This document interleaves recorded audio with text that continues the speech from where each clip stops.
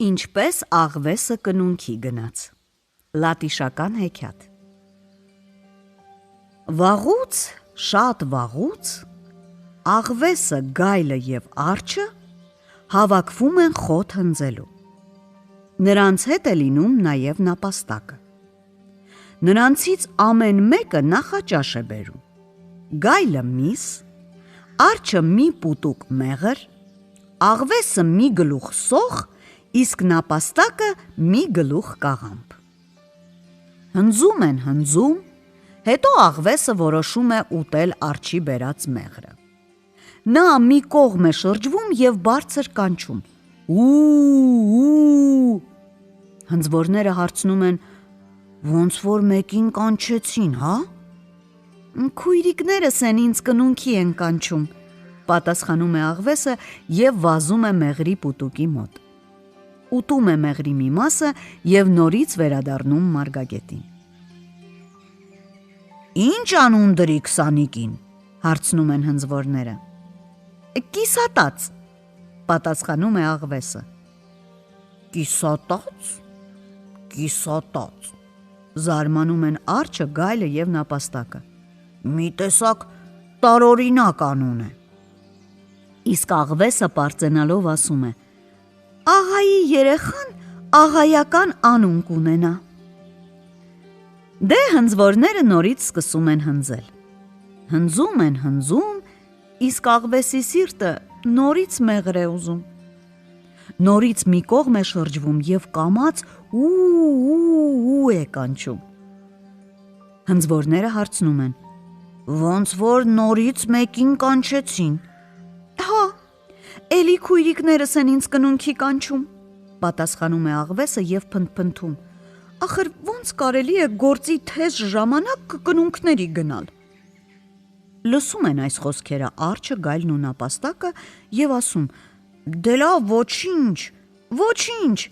դե որ քույրերդ կանչում են, պետք է գնաս»։ Աղվեսը նորից վազում է դեպի մեղրի պուտուկը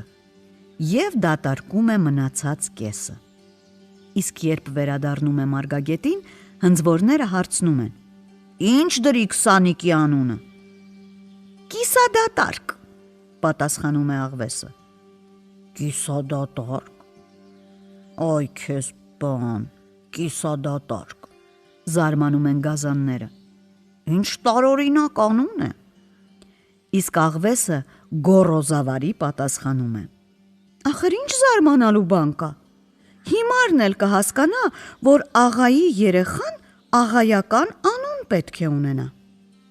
Գազանները դրան ոչինչ չեն կարողանում պատասխանել ու սուս ու փուս շարունակում են հնձել։ Մի քիչ էլ են հնձում, իսկ աղվեսը նորից մի կողմ թեքվելով նույն ձայնն է հանում. «Ու»։ «Ոնց որ նորից մեկին կանչեցին»։ Աղվեսը կատաղությունից քիչ է մնում պայթի. «Էս ինչ օին է, գործի թեժ ժամանակ հա կնունք են անում։ Չէ, էլ չեմ գնա, թող այս անգամ առանց ինձ կնքեն»։ Լսելով նրա այս խոսքերը, արջը, գայլն ու նապաստակը նորից սկսում են համոզել. «Ախր քո ասածը բանի նման չի,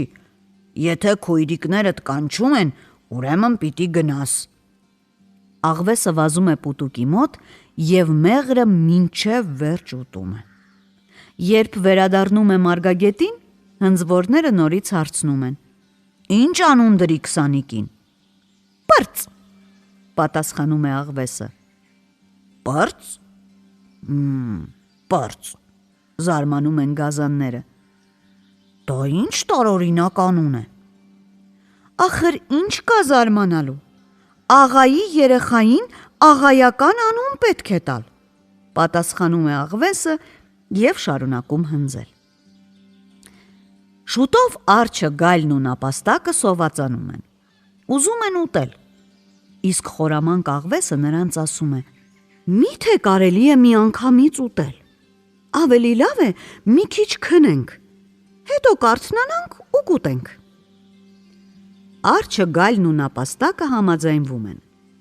Հենց որ նրանք քնում են, աղվեսը տեղից վեր է կենում գնում մեղրի պուտուկը քերում է